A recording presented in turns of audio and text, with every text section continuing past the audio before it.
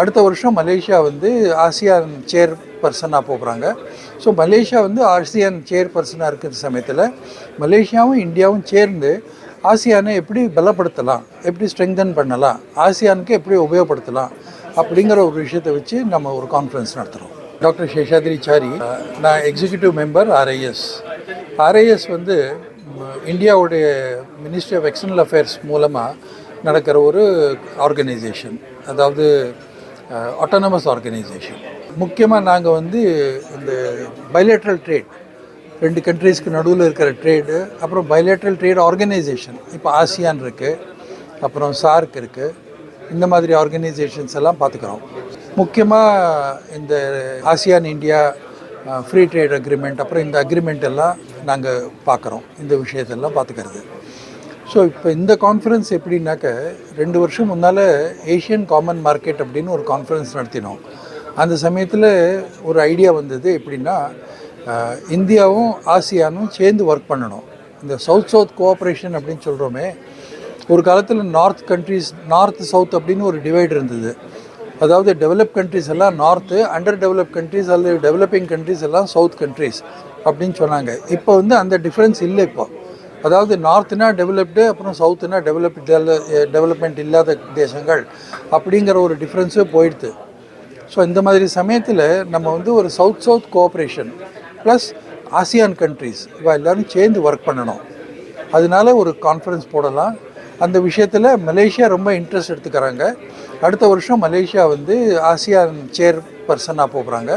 So Malaysia வந்து ASEAN சேர் பர்சனாக இருக்கிற சமயத்தில் மலேசியாவும் இந்தியாவும் சேர்ந்து ஆசியானை எப்படி பலப்படுத்தலாம், எப்படி ஸ்ட்ரெங்தன் பண்ணலாம், ஆசியானுக்கு எப்படி உபயோகப்படுத்தலாம் அப்படிங்கிற ஒரு விஷயத்தை வச்சு நம்ம ஒரு கான்ஃபரன்ஸ் நடத்துகிறோம். இதில் டாபிக் எப்படின்னா, இப்போ உலகத்தில் நிறையா விஷயங்கள் மாறுறது, அதாவது ஜியோ பொலிட்டிக்கல் பரிவர்த்தங்கள் நிறையா நடக்கிறது. அப்புறம் அதே மாதிரி ட்ரேடில் ரொம்ப பெரிய விஷயங்கள்லாம் நடக்கிறது.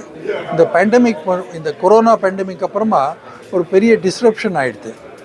அந்த டிஸ்ரப்ஷன்லேருந்து இப்போ தான் நம்ம கண்ட்ரிஸ் எல்லாம் முன்னுக்கு வரோம்.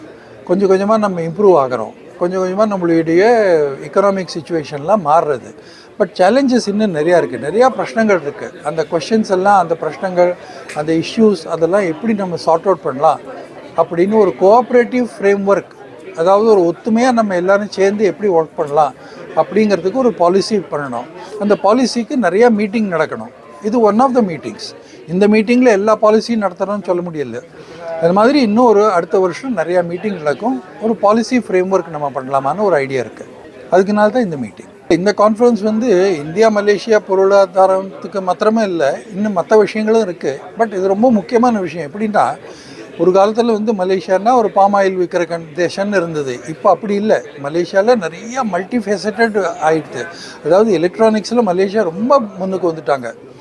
அதே மாதிரி இந்தியாவும் ஒரு காலத்தில் ரொம்ப ஏழ்மையான நிலையில் இருந்த இந்தியா, அதாவது வேர்ல்டு பேங்க்லேருந்து பணம் வாங்கி நம்ம எக்கனாமி நடத்துகிறோம், பொருளாதாரத்தை நடத்துகிறோம் அப்படிங்கிற நிலையில் இன்றைக்கி இந்தியா வந்து கிட்டத்தட்ட 42 தேசங்களுக்கு டெவலப்மெண்டல் ஃபண்ட் கொடுக்குறாங்க. அதை நாங்கள் வந்து எய்டுன்னு சொல்கிறது இல்லை, ஒத்தாசை கொடுக்குறோன்னு சொல்கிறது இல்லை, டெவலப்மெண்டல் பார்ட்னர்ஷிப் அப்படின்னு சொல்கிறோம். அதுதான் இந்தியாவுடைய வேர்ல்டு அவுட்லுக். அதே மாதிரி மலேசியாவும் இந்தியாவும் சேர்ந்தாக்க ஒரு பெரிய மார்க்கெட் இங்கே ஏற்படுத்தலாம். அதுக்கு வந்து ஏஷியன் காமன் மார்க்கெட் அப்படின்னு சொல்கிறோம். அந்த ஏஷியன் காமன் மார்க்கெட்டுங்கிற ஐடியாவை பலப்படுத்துறதுக்கு மலேசியாவும் இந்தியாவும் சேர்ந்து ஏதாவது பண்ண முடியுமா அப்படின்னு ஒரு எண்ணம் இருக்குது. இது வந்து 3வது கான்ஃபரன்ஸ். இதுக்கு முன்னால் 2 கான்ஃபரன்ஸ் நடந்தது. ஏஷியன் காமன் மார்க்கெட்னு ஒரு கான்ஃபரன்ஸ் நடத்தினோம். அதுக்கப்புறமா போன வருஷம் இன்னொரு கான்ஃபரன்ஸ் இருந்தது. அப்புறம் ஜூலையில் ஒரு கான்ஃபரன்ஸ் இருந்தது. சிஎஸ்டி ஏஷியாவை ஏற்படுத்தினவர் டாக்டர் சத்யமூர்த்தின்னு, அவர் இப்போ இறந்து போயிட்டார் ஜூலையில். அவர் மூலமாக தான் இந்த விஷயம்லாம் நடந்தது. இன்றைக்கி அவருடைய ஒரு ஹோமேஜ் மாதிரி, அதாவது அவருடைய ஒரு ஐடியா என்ன இருந்ததோ அதை நம்ம வந்து முன்னுக்கு எடுத்துன்னு போக முடியுமா அப்படின்னு ஒரு பிரயத்னம். இந்த மாதிரி நிறையா கான்ஃபரன்ஸ் நடந்திருக்கு. இது 3வது கான்ஃபரன்ஸ். இன்னும் அடுத்த வருஷம் நிறையா 2-3 கான்ஃபரன்ஸ் இதே விஷயத்தில் நடக்கணும்.